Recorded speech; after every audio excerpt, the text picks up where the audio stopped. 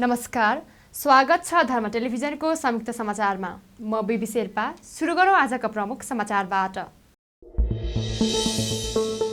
नेपालमा आज 2745 जनामा कोरोना पुष्टि, थप 41 जनाको मृत्यु।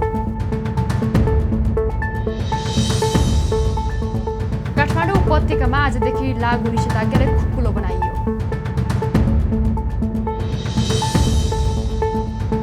प्रदेश एक सरकारद्वारा आगामी आर्थिक वर्ष 2078-79 का लागि 32 अर्ब 46 करोड 92 लाखको बजेट प्रस्तुत।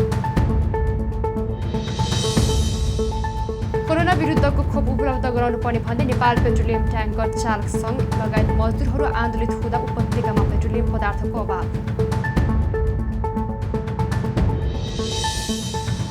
देशभर मनसुन पूर्ण रूपमा सक्रिय भएसँगै किसानहरू धमाधम रोपाइमा व्यस्त।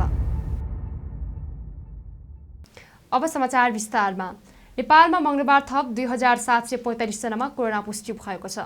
देशभर गरिएको 7449 पीसीआर परीक्षणका क्रममा 1681 र 5841 एन्टिजेन परीक्षणका क्रममा 1064 जनामा कोरोना पुष्टि भएको स्वास्थ्य मन्त्रालयले जनाएको छ।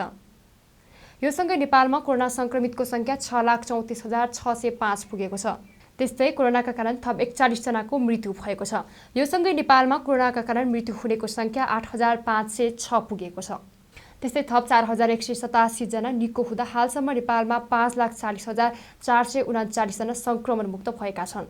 हालसम्म नेपालमा 63257 सक्रिय संक्रमित आइसोलेसन र 515 जना क्वारेन्टाइनमा छन्।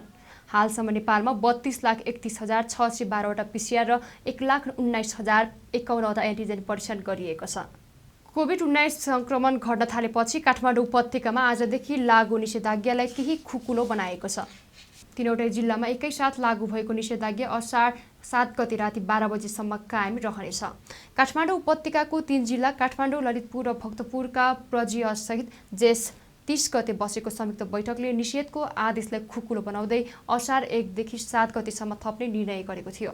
निषेधाज्ञा खुकुलो बनाउने निर्णयपछि आज उपत्यकाका सडकमा सवारी साधनको संख्या बढेको छ। कार्यालय समयमा विभिन्न चोकमा जाम समेत भएको छ। निषेधाज्ञाको अवज्ञा गरी चलाएका 797 वटा सवारी साधनलाई काठमाडौँ उपत्यकामा विभिन्न स्थानमा ट्राफिक प्रहरीले नियन्त्रणमा लिएको छ, जसमा 615 वटा 2 पाङ्ग्रे, 138 वटा 4 पाङ्ग्रे, 18 वटा ट्याक्सी र 26 वटा ठूला सवारी साधन रहेका छन्। पछिल्लो पटक थपिएको निषेधाज्ञामा भने अत्यावश्यक खाद्य सामग्री खरिद बिक्रीका लागि बिहान 11 बजेसम्मको समय तोकिएको छ। यसअघि 9 बजेसम्मका लागि मात्र खुल्ला थियो। उक्त सामानको ढुवानी भने राति 9 बजेदेखि बिहान 11 बजेसम्म मात्र गर्न पाइने व्यवस्था गरिएको छ। प्रदेश एक सरकारले आगामी आर्थिक वर्ष 2078-79 का लागि 32 अर्ब 46 करोड 92 लाख बजेट प्रस्तुत गरेको छ। मंगलबार प्रदेशसभाको बैठकमा आर्थिक मामिला तथा योजना मन्त्री टङ्क आङबुहाङले गत वर्षको भन्दा करिब 8 अर्ब कमको बजेट प्रस्तुत गर्नुभएको हो। चालु आर्थिक वर्षका लागि सरकारले 40 अर्ब 89 करोड 79 लाख 47 हजारको बजेट प्रदेश ल्याएको थियो। बजेटमा सरकारले स्वास्थ्य क्षेत्रलाई विशेष प्राथमिकता दिएको छ। स्वास्थ्य क्षेत्रतर्फ सरकारले कोभिड विरुद्धको खोपको व्यवस्थापन, जनसङ्ख्या केन्द्र स्थापना, अक्सिजन प्लान्ट, सङ्घ उपचार कक्ष निर्माण, जिल्ला अस्पतालको स्तरोन्नति गरीब तथा विपन्न वर्ग लक्षित उपचार कोषको स्थापना लगायतका लागि 3 अर्ब 25 करोड रुपैयाँको बजेट विनियोजन गरेको छ। आगामी आर्थिक वर्षको बजेट सरकारले अर्थतन्त्रलाई गतिशील बनाउन राहत सहुलियतको कार्यक्रम अघि सारेको छ। सरकारले सञ्चार क्षेत्रको दर्ता र नवीकरण शुल्कमा छुट दिने व्यवस्था समेत गरिएको छ। पहाडी क्षेत्रमा दुर्गम जिल्लाका अस्पतालहरूमा पोस्टमार्टम सेवा विस्तार गर्ने सरकारको योजना रहेको मन्त्री आङबुहाङले बताउनुभयो। शिक्षा क्षेत्रका लागि सरकारले 1 अर्ब 19 करोडको बजेट विनियोजन गरेको छ। आगामी आर्थिक वर्षमा समग्र कृषि क्षेत्रका लागि प्रदेश सरकारले 2 अर्ब 90 करोड रुपैयाँ छुट्याएको छ। औद्योगिक प्रदर्शनी केन्द्र निर्माण गर्ने, स्थानीय स्तरमा निर्माणधीन सडकमा स्वदेशी कच्चा पदार्थको प्रयोग गर्ने र आपूर्ति व्यवस्थालाई भरपर्दो बनाउने तथा कालोबजारी नियन्त्रण गर्न आवश्यक नीतिगत व्यवस्था गर्ने सरकारको भावी योजना प्रदेश सरकारको रहेको मन्त्री आङबुहाङले बताउनुभयो। चालु आर्थिक वर्षको वैशाख मसान्तसम्म प्रदेश सरकारको खर्च गत वर्षको सोही अवधिको तुलनामा 12.11% वृद्धि भएको छ भने राजस्व सङ्कलनमा 11.61% वृद्धि भएको छ। यसैगरी प्रदेशभित्रका स्थानीय तहहरूको वैशाख मसान्तसम्म प्रदेशबाट वित्तीय हस्तान्तरण मार्फत भएको खर्चहरू 1 अर्ब 93 करोड 63 लाख रहेको छ। चालु आर्थिक वर्षको विनियोजित बजेट रु 40 अर्ब 89 करोड 49 लाख 47 हजार रहेकोमा चालु आर्थिक वर्षको ज्येष्ठ मसान्तसम्ममा सङ्घीय सशर्त अनुदान मार्फत रु 1 अर्ब 40 करोड 48 लाख थप भई रु 42 अर्ब 30 करोड 48 लाख कायम भएको छ। चालु आर्थिक वर्षको वैशाख मसान्तसम्म कुल विनियोजनको करिब 40% खर्च भइसकेको छ भने आर्थिक वर्षको अन्त्यसम्ममा करिब 60% खर्च हुने अनुमान छ। चालु आर्थिक वर्षको वैशाख मसान्तसम्म कुल रु 21 अर्ब 66 करोड प्राप्ति भएको छ भने चालु आर्थिक वर्षको अन्त्यसम्ममा रु 28 अर्ब 50 करोड प्राप्त हुने संशोधित अनुमान छ। प्रदेशबाट स्थानीय तहमा हस्तान्तरण हुने समानीकरण विशेष र सम्पूरक अनुदान मध्ये समानीकरण र सम्पूरक अनुदानमा गत वर्षकै सीमालाई आगामी वर्ष पनि कायम गरेको छु। यसका साथै प्रदेश र स्थानीय तहको सहकार्यमा गर्ने कार्यक्रम तथा आयोजनाहरूमा वृद्धि गरेको छु। नेपालको संविधान अन्तर सरकारी वित्त व्यवस्थापन ऐन 2074 र राष्ट्रिय प्राकृतिक स्रोत तथा वित्त आयोगद्वारा निर्धारित सूत्रको सिफारिसको आधारमा स्थानीय तहलाई वित्तीय समानीकरण अनुदान रु 1 अर्ब सशर्त अनुदानतर्फ रु 85 करोड 41 लाख र सम्पूरक अनुदानतर्फ रु 1 अर्ब 37 करोड विनियोजन गरेको छु। साथै राजस्व बाँडफाँडतर्फ स्थानीय तहमा करिब रु 88 करोड बाँडफाँड हुने अनुमान गरेको छु। कोभिड-19 को रोगको पहिचान, नियन्त्रण, रोकथाम, उपचार र भविष्यमा आउन सक्ने यसै प्रकारका महामारी विरुद्ध लड्ने तीनै तहका सरकारहरूबीच समन्वय र सहकार्य गरी प्रदेशको स्वास्थ्य प्रणाली तथा संरचनालाई सुदृढ र सक्षम बनाउन प्राथमिकताका साथ बजेट विनियोजन गरेको छु। सङ्घ तथा स्थानीय तहको सहयोग, समन्वय र सहकार्यमा प्रदेशका सबै नागरिकको लागि कोरोना भाइरस विरुद्धको खोप उपलब्ध गराइनेछ। कोभिड-19 रोकथामका लागि अग्रपङ्क्तिमा रहेर काम गर्ने स्वास्थ्यकर्मी, सुरक्षाकर्मी लगायत अन्य राष्ट्र सेवा कर्मचारीहरूलाई अतिरिक्त पारितोषिकको व्यवस्था गरेको छु। कोरोना जनसुरक्षा कोषमा आवश्यक रकम विनियोजन गरेको छु। कोभिड-19 महामारीको रोकथाम, उपचार र नियन्त्रणका लागि रु 44 करोड विनियोजन गरेको छु। राहत सहुलियत तथा आर्थिक पुनरुत्थान। कोभिड-19 महामारीबाट शिथिल भएको अर्थतन्त्रको पुनरुत्थान गर्ने कार्य प्रमुख चुनौतीको रूपमा रहेको छ। अर्थतन्त्रलाई चलामान बनाई पहिले भन्दा अझ गतिशील बनाउन सङ्घसँग समेत सहकार्य गरी राहत सहुलियत र पुनरुत्थानका कार्यक्रमहरू सञ्चालन गर्ने व्यवस्था मिलाएको छु। निषेधाज्ञाको अवधिभर घरेलु तथा साना उद्योग, कार्यालय र यातायात व्यवस्था कार्यालयबाट प्रवाह हुने सेवामा बुझाउनु पर्ने कर तथा शुल्कमा जरिवाना, थप जरिवाना, थप दस्तुर मिना हुने व्यवस्था मिलाएको छु। नागरिकलाई स्वरोजगारी तथा उद्यमशीलता मार्फत आत्मनिर्भर बन्न सहजीकरण गर्ने योजनालाई प्राथमिकतामा राखेको छु। प्रदेशले सञ्चालन गर्ने आयोजनामा स्थानीय जनताको रोजगारीको अवसर, प्राथमिक सुविधा, बजारको पहुँच र क्षमता अभिवृद्धिको कार्यक्रमलाई समावेश गरेको छु। त्यस्तै आगामी आर्थिक वर्षको बजेटमा सरकारले समग्र पर्यटन क्षेत्रका लागि 83 करोड 38 लाख, वन वन्यजन्तु तथा वातावरण संरक्षणका क्षेत्रका लागि 1 अर्ब 36 करोड, भौतिक पूर्वाधार तथा यातायात क्षेत्रका लागि 13 अर्ब 21 करोड, ऊर्जा तथा सिँचाइ क्षेत्रका लागि 3 अर्ब 15 करोड र खानेपानी तथा सरसफाई क्षेत्रका लागि 1 अर्ब 82 करोड रुपैयाँ विनियोजन गरेको छ। आगामी आर्थिक वर्षका लागि मन्त्री आङ बुहाङले पेश गर्नुभएको बजेटमा प्रदेश सरकारले आन्तरिक स्रोतबाट 4 अर्ब 9 करोड 77 लाख र राजस्व बाँडफाँडबाट 9 अर्ब 81 करोड 66 लाख रुपैयाँ राजस्व सङ्कलन गर्ने लक्ष्य राखेको छ। सरकारले भने सङ्घीय सरकारबाट आउने वित्तीय समरीकरणबाट 8 अर्ब 56 करोड 78 लाख, सशर्त अनुदानबाट 5 अर्ब 96 करोड 77 लाख, समपूरक अनुदानबाट 1 अर्ब 16 करोड 48 लाख र विशेष अनुदानबाट 59 करोड 33 लाख आमदानी हुने अनुमान गरेको छ। कोरोना विरुद्धको खोप उपलब्ध गराउनुपर्ने भन्दै नेपाल पेट्रोलियम ट्याङ्कर चालक सङ्घ लगायत मजदुरहरू आन्दोलित हुँदा उपत्यकामा पेट्रोलियम पदार्थको अभाव भएको छ।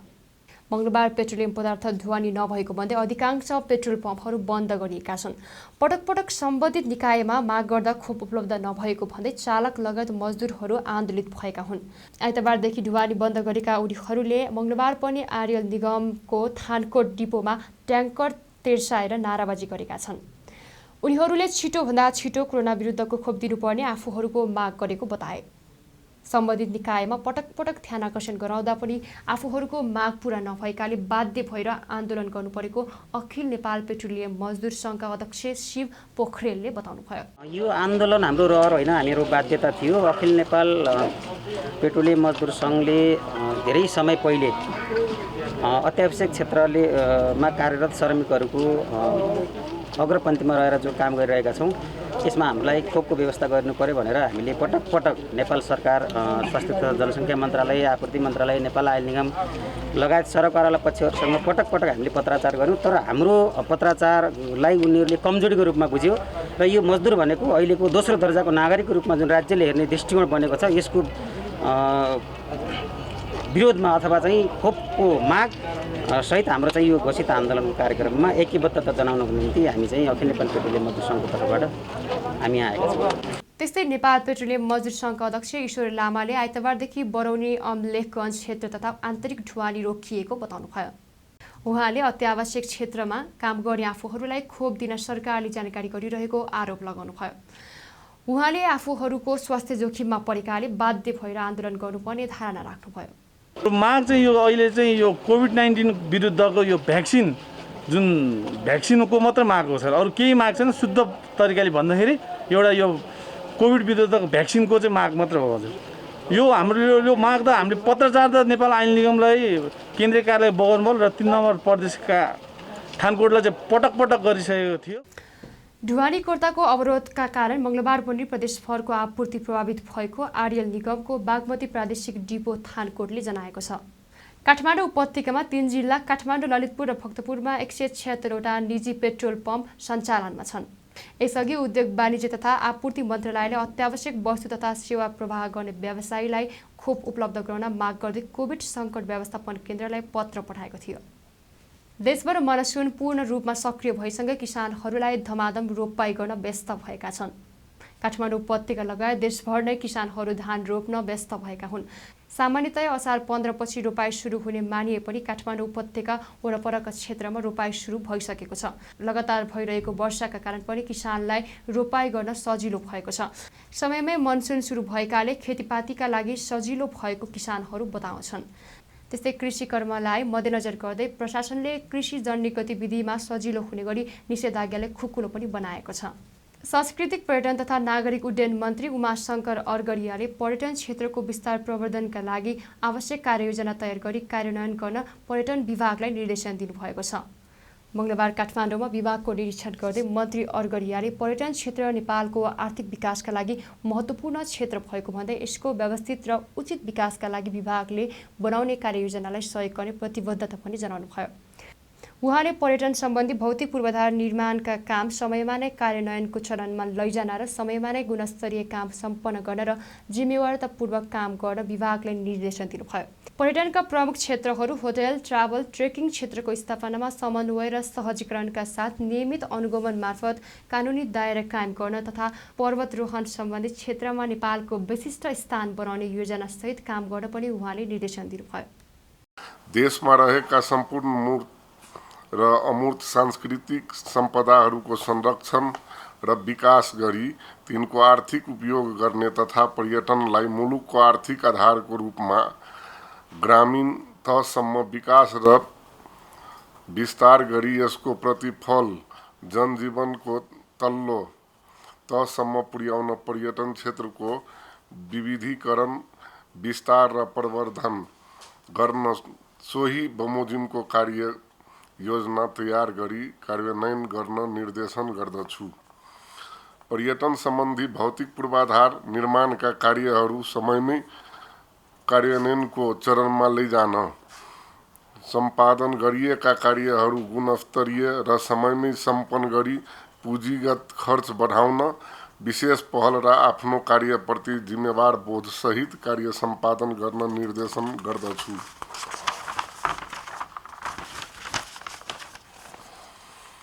पर्यटन का प्रमुख क्षेत्र होटल, ट्राभल तथा ट्रेकिङहरूको निर्माण, स्थापना तथा सञ्चालनमा सहजीकरण गरी नियमित अनुगमन गरी कानुनी दायरा कायम गर्न हुन र पर्वतारोहण सम्बन्धी अन्तर्राष्ट्रिय रूपमा नेपालको विशिष्ट स्थान बनाउन यस क्षेत्रसँग सम्बन्धित सम्पूर्णलाई आफ्नो क्षेत्रबाट सक्दो योगदान दिन निर्देशनका साथ अनुरोध गर्दछु।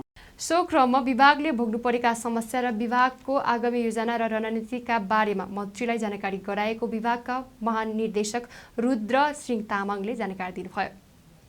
पर्यटन विभागसँग सम्बन्धित विभिन्न समस्याहरू, त्यसका समाधानको उपायहरू पनि हामीले माननीय मन्त्रीजीसँग राखेका छौँ। त्यसका केही प्रक्रियाहरू छन्। विधि र प्रक्रिया अन्तर्गत हामीले चाहिँ मन्त्रालय मार्फत चाहिँ हामीले आफ्ना समस्याहरूलाई समाधान गर्ने र त्यसपछि गएर पर्यटन विभागलाई एउटा चुस्त दुरुस्त र एउटा सक्षम विभागको रूपमा अगाडि बढाउने हामीले आशा राखेका छौँ र त्यही अनुसार चाहिँ हामीलाई चाहिँ सम्पूर्ण कर्मचारीहरूलाई मान्य मन्त्रीबाट मन्त्री अर्गरियाले कोरोनाका बेला पनि हिमाल आरोहणको काम सफलतापूर्वक सम्पन्न गरेको भन्दै प्रशंसा गर्नुभएको थियो। नेपाली राष्ट्रिय महिला भलिबल टिमको बन्द प्रशिक्षण मङ्गलबारबाट सुरु भएको छ। फिलिपिन्समा आयोजना हुने एसियन सिनियर महिला भलिबल च्याम्पियनसिपका लागि नेपाली टिमले मङ्गलबारबाट त्रिपुरेश्वर स्थित कवर्ड हलमा बन्द प्रशिक्षण सुरु गरेको हो। एसियन च्याम्पियनसिप आगामी अगस्त 29 देखि सेप्टेम्बर 5 सम्म हुनेछ। नेपाल भलिबल सङ्घले टिमको बन्द प्रशिक्षण कोरोना महामारीलाई मध्यनजर गर्दै सम्पूर्ण स्वास्थ्य सुरक्षा अपनाएर सुरु गरिएको जनाएको छ। यसअघि जेष्ठ 21 गतेबाट सुरु गर्ने भनेको प्रशिक्षण निषेधाज्ञाका कारण सबै खेलाडी काठमाडौँ नपुग्दा सङ्घले प्रशिक्षण केही समयका लागि स्थगित गरेको थियो।